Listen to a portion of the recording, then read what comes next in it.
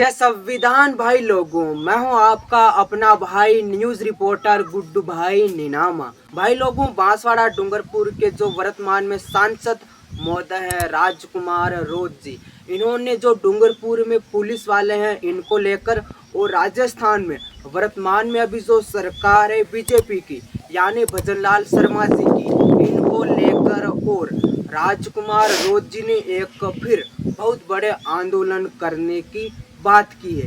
एक बार आप ये वीडियो देखो, फिर हम आगे बात करते हैं। राजस्थान की बात करें या विशेषकर हम संसदीय क्षेत्र डूंगरपुर बांसवाड़ा की बात करें, यहाँ पर जिस तरह से सरकार की जो योजना है जो गरीब तक पहुंचनी चाहिए वो नहीं पहुंच पा रही है।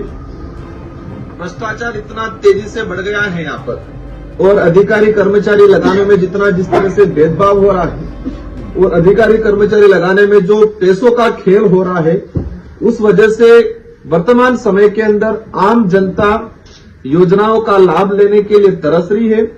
और किसी भी दफ्तर में जाएं, हर दफ्तर में बिना पैसे के काम नहीं हो रहा है, बहुत तेजी से भ्रष्टाचार बढ़ा है। इन समस्त मुद्दों को लेके आज पार्टी की तरफ से प्रेस कॉन्फ्रेंस की जा रही है।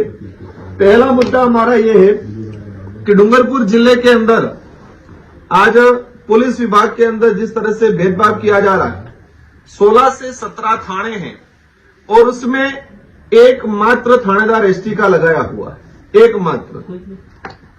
18 से 20 के आसपास चौकियां हैं, इन चौकियों में 3 से 4 चौकी प्रभारी एसटी के लगा रखे हैं, वो भी बिल्कुल ठंडे बस्ते वाली चौकी होती है। एक गृह विभाग हमारे राजस्थान के मुख्यमंत्री जी के पास है और गृह विभाग के तहत इस तरह से आदेश हो रहे हैं, एक तरफ तो आके आदिवासियों के हित की बात करके जा रहे हैं, दूसरी तरफ ऐसे अधिकारी कर्मचारियों को नहीं लगाने का डायरेक्शन देके जा रहे हैं।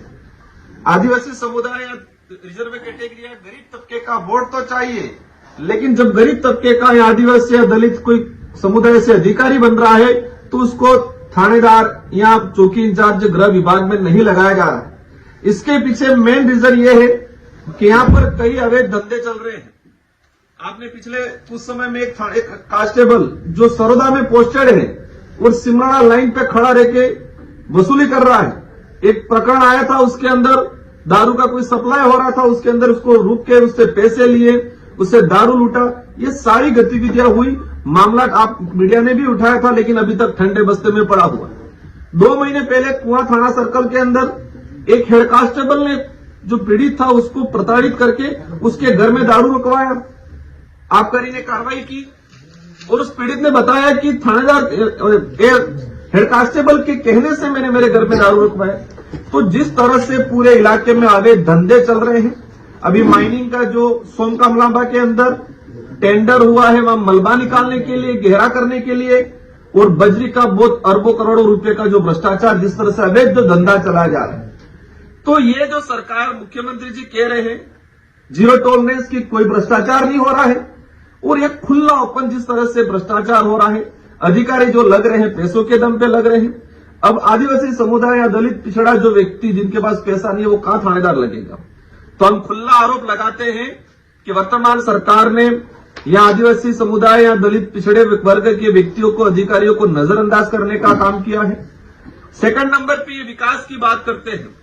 आप सबकी जानकारी में होगा कड़ाना प्रोजेक्ट, और हमारे डूंगरपुर जिले के लिए सबसे बड़ा प्रोजेक्ट 886 करोड़ का पिछली सरकार में हमने सैंक्शन करवाया। उस प्रोजेक्ट का टेंडर हुआ, सरकार चेंज हुई और वर्तमान सरकार ने टेंडर हो गया, वर्क ऑर्डर नहीं दे रही। तो ये विकास विरोधी सरकार की तरह काम कर रही है। ये इतना बड़ा प्रोजेक्ट उन्होंने वर्तमान में रोक रखा है। तो जिस तरह से उन्होंने ये वर्तमान में जो माहौल बना रखा है, और जो केंद्र सरकार में आज हम लोग डिमांड रखेंगे, जो हमारा रेलवे का प्रोजेक्ट 2012 से शुरू हुआ है, लेकिन आज तक कोई इसका ठिकाना नहीं है।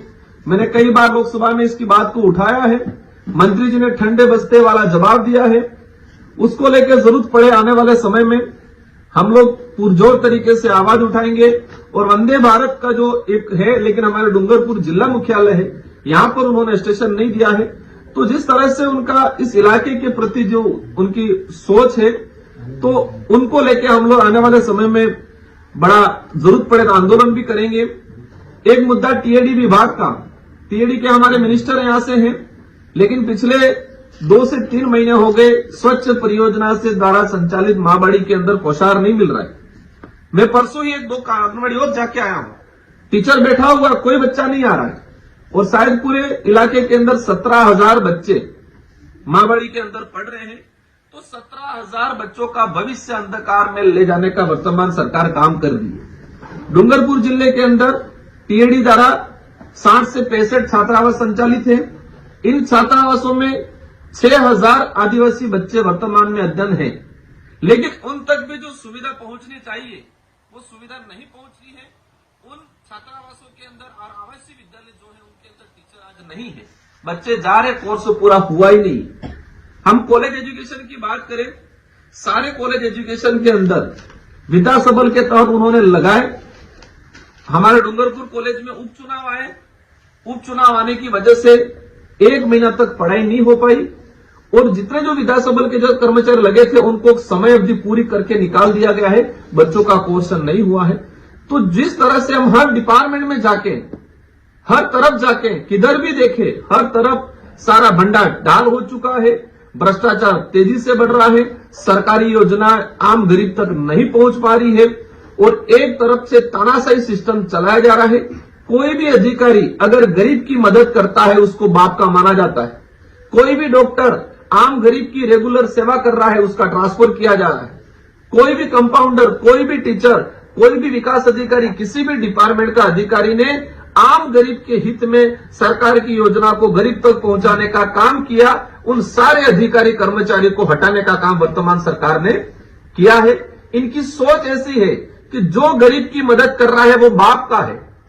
तो इसके अंदर वो खुद मान रहे हैं कि हम बीजेपी वाले गरीब की मदद नहीं करना चाहते। जो पीड़ित है, जो आदिवासी, दलित या किसी भी वर्ग का है, जो आम जनता जो 2 वक्त की रोटी के लिए तरस रहा है, उसको सरकार की योजना धरातल पे लागू करने का जो अधिकारी काम कर रहा है उसको हटाने का काम किया जा रहा है। पुलिस डिपार्टमेंट के अंदर ही क्लियर है कि जो भी अधिकारी गरीब का शोषण कर रहा है, भ्रष्टाचार कर रहा है, वो अच्छी सीट पा रहा है।